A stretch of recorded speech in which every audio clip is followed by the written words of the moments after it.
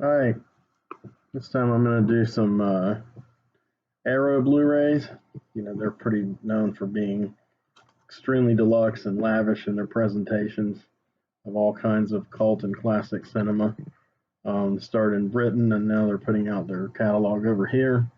Always exciting to hear about a new release by Arrow. They have an amazing repertoire of titles, and their prices are a little high on the outset, so sometimes one has to proceed with caution as far as collecting them, but they are worthwhile. They're something that you'll get a lot out of. They're kind of in the same league as the Scream Factory special editions and the Criterion Collection, in that they give you tons of supplementary material so you can put a disc in, and since it's on Blu-ray, you just need to put in one disc. It'll fit all the info. You can watch the movie with commentary, and then you can just make your way through all of these extras till you've kind of, soaked in this immersive experience of the particular film at hand. So I picked up 3 today that I had for a bit, and they all fall under the moniker of horror. Though, one is kind of skirting the outskirts of horror, but I would put it in horror because it has a lot of features of a giallo. And then I'm reviewing one that is a giallo, which I definitely put within horror, just as we would put the slasher film under horror. And then another, which is a supernatural horror film, but not just that, but also a blaxploitation supernatural film. So a little variety, and basically what these 3 have in common to me is that they're kind of underrated. They either are not talked about enough as being the classics they are, or they're generally given a bad rap for some aspect of the film, either the story or the circumstances of shooting the film, or something that sticks in someone's craw, and they're critical. They bring to bear their critical cudgel against these things. Not necessarily, needed. I mean, everyone has an opinion. That's all good, but sometimes I think some of these people are merciless. But and in one of these cases, it's the filmmaker himself is just been a terrible detractor of his own film, and I'm kind of like ready to refute his arguments, because they're a little hypocritical looking at his entire oeuvre. So anyway, what should I go with first? Well, we'll go with the hardest one first, and the one that's least considered a horror film. But I think it definitely is. I think it's an American giallo. It's directed by William Friedkin. This one's called Cruising. Maybe I should move to this side to get a slightly better graphic here of the cover. Al Pacino in Cruising, a film by William Friedkin. This was an extremely controversial film when it came out in the late 70s, and it still has a bit of controversy, because, though for kind of different reasons. At the time it came out, it was derided as being unsympathetic to gay people, stereotyping all gay people by a particular rough trade scene that's depicted in this film, and that they didn't like the fact that milieu made it seem like all gays were of certain stripe, and that's, of course, absurd. They're not, any more than all straights are.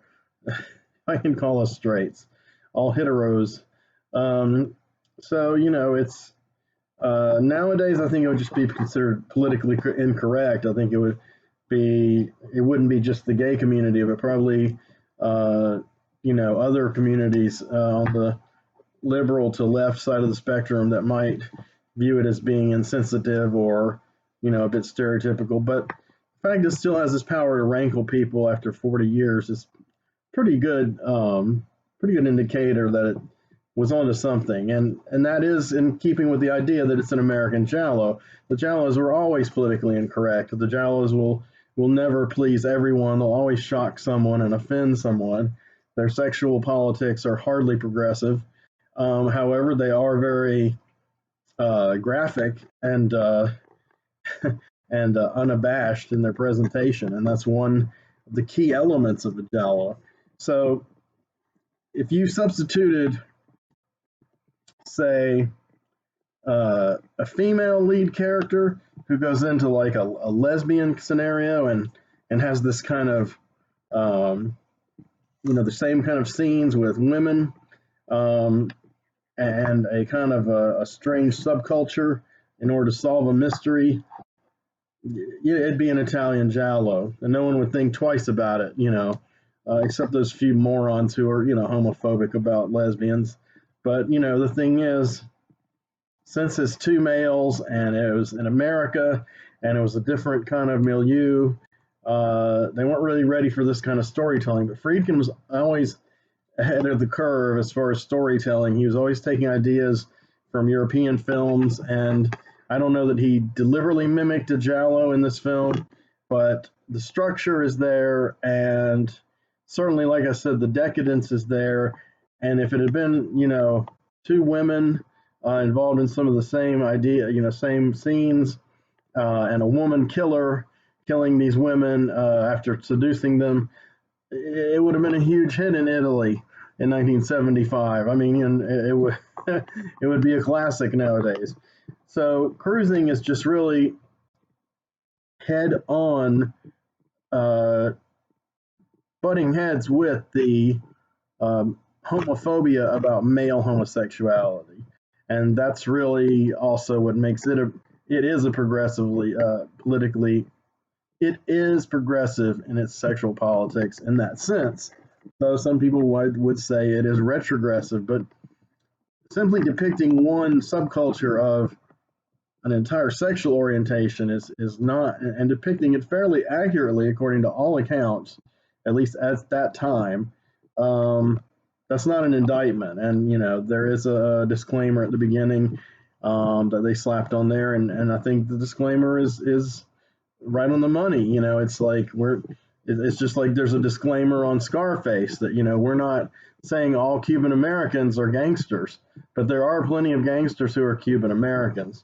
So you've got to look at it in its context in that particular story, and all too often people don't do that. They expect every story is going to be catered and tailored to their own sensibilities or overly sensitive sensibilities, and that's just not what provocative cinema is about.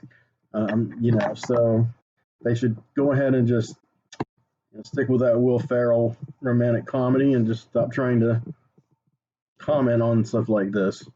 I know that was a lame comment, but the kind you find on the internet, but it is kind of true. We were making those kind of jokes and comparisons before the catty internet culture became dominant. Um, so what's the trip with this movie? Well, Al Pacino basically is a young, eager to please police officer, and he takes this assignment, gets in over his head. Now, when I say Al Pacino is young, he's playing a character like in his late 20s, when actually he was in his late 30s. Al Pacino is always looks 10 years younger than he really is. For years, I thought he was a good bit younger than he is. But, indeed, he is 80 this year. But in any case, he was in his late 30s, but he looked in his late 20s, and that's roughly the kind of character we're talking about. He's still naive about certain things about detective work and undercover work, and Paul Sorvino enlists him to investigate these murders in the gay community, and it's really the kind of subculture of the rough trade, hell bent for leather kind of S&M bondage and discipline gay community, and there's not really at this point in the game, for me anyway, there aren't any images that are particularly shocking. I mean, because Lord knows I've been a fan of Fassbender, for many years. I mean, Corell kind of shook some of that, off of, shook that loose in me any inhibitions I might have had or trepidations, and this was many years ago. Sorry, I had a big notification. I apologize for the distraction. Um, but I would like to say that um, it's still pretty graphic. I mean, it's in your face sexuality. But again, if it were male and female or female and female, it'd be the approved kind of orgy scenes. Instead, it's all guys, and it's different kinds of gay males. It's mostly the rough trade, but there are some real feminine types and some whatever uh, what they would have called cross dressing back then. I guess transgender may be more accurate now. I'm never sure what to say about that, and I don't want to offend anybody because I have friends who are in the LGBTQ community, and I want to be as sensitive to them as possible while still being accurate to what's happening. So Pacino goes deep undercover, man, and basically someone is kind of luring these unsuspecting guys, most of whom are fairly, innocent in the sense that, they just want to hook up. They're not like, and they like being submissive. They're not. They don't have any malevolence going on. They don't have any mind games like expectations for a relationship. It's all pretty much what it is, and unfortunately, the killer takes advantage of this naivety on their part to take the dominant role, and take it to an extreme to where he's got them vulnerable and he can just slice the hell out of them to death in various ways. And like I said, it's like a giallo. So Pacino is playing a young gay guy, and he manages to, in the gentlest way possible, beg off from different uh, overtures made towards him. But he has a friend in the community, and this friend is, a cool, sensitive guy who's trying to, write a screenplay, and he has a lover he feels is kind of not appreciative of him and is taking advantage of him in certain ways. And Pacino finds himself caring about this guy, as a human being. He's not just like, oh, this is my buddy I've got in my disguise. He seems to actually genuinely like him. Pacino is very quiet and reserved as this character he's posing as. Not as much so in his regular heterosexual cop identity. But after a while, these identities start to blur. You wonder if he has feelings for this guy. It's hard to tell, but the guy's boyfriend, played by a young James Remar, who was very young and cool looking, is around the time was before he did The Warriors. And of course, he has a long resume that goes all the way through Drugstore Cowboy to Dexter to Black Lightning. He's one of my favorites. So it's neat to see him so young and kind of had kind of a sexy persona in this movie that I hadn't seen him, portray in other roles. But he is jealous and he is angry, and he is kind of daring Pacino to like get away from my man kind of thing. And Pacino, he's about to snap. He's going to kick this guy's fucking ass. And you think, well, is it because Pacino's just got a lot of coiled rage? Is it because he's a cop? Is it because he really likes this guy and he doesn't like him being dissed, and he's going to defend his honor? I think it's a little bit of all of those things, because it's a rage that comes up uncharacteristically in his character in the movie. And so obviously some buttons are being pushed somewhere. On the rare occasions that he manages to sneak back to his regular old life with his live-in girlfriend, he feels weird during the sex, and he's kind of freaked out by the images of all the things he's seen, the extreme sex acts he's seen going on in the clubs. We don't know. Is heterosexual sex starting to turn him off? Is gay sex starting to turn him on?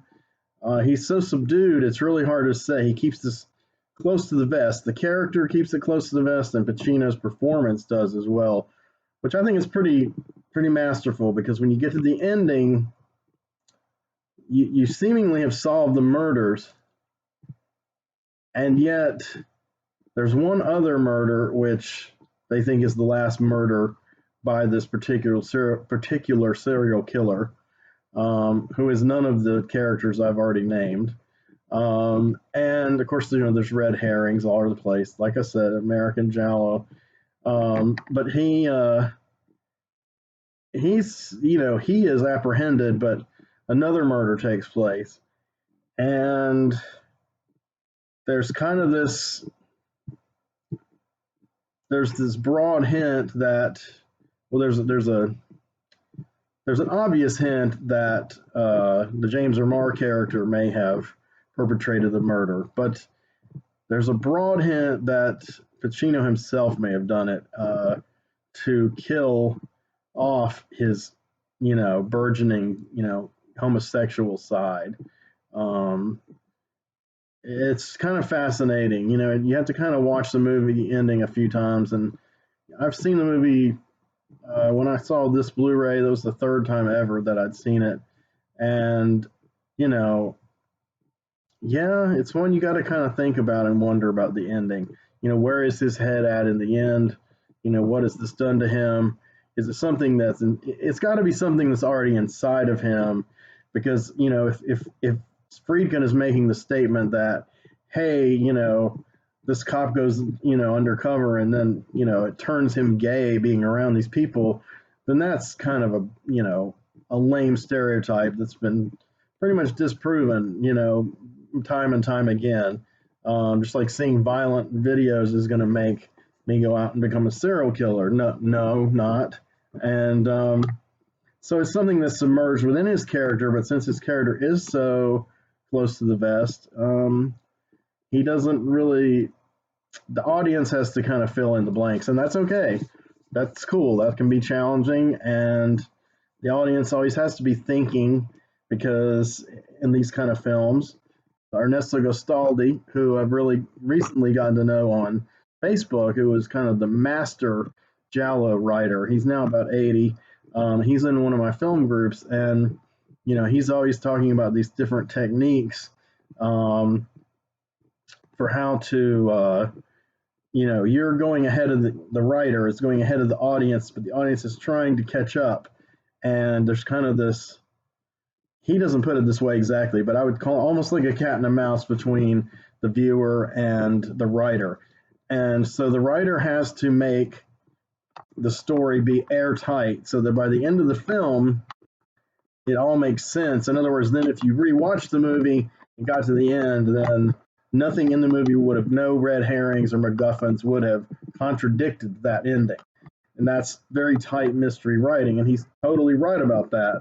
And I've always thought about that myself, as being true. Some Giallos don't hold up that way, but some mysteries don't. But Cruising does, and the fact that it ends on an ambiguous note helps it in that sense, because you have some clear cut explanations by the end of the film, as you often do in Giallos. The final act, the drawn out kind of police procedural over, it's either a voiceover or a character, spouting exposition. I mean, we can see it in Psycho. The ending of Psycho is a great example.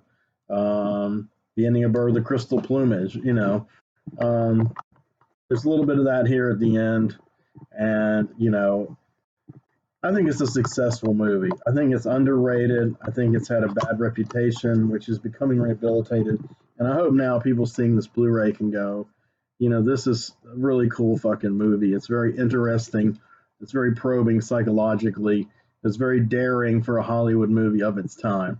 But, Friedkin did do The Boys in the Band, and he's always pushed the envelope, even down to Bug in 2006, my favorite Friedkin film, which is not on Blu-ray yet. That's pretty sad.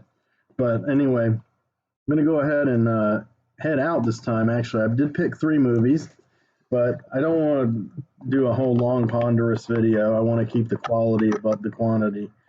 Did I say that right? Yes, yes. And so I'll do the other 2 and 2 other installments, maybe around this length, I don't know, 15, 20 minutes. But just want to check in and talk about that. So the topic is some underrated horror. Arrow has that on Blu-ray. And next time around, we'll talk about the other 2. Let those be a surprise. So take care. Thank you for watching. And I appreciate everybody's support.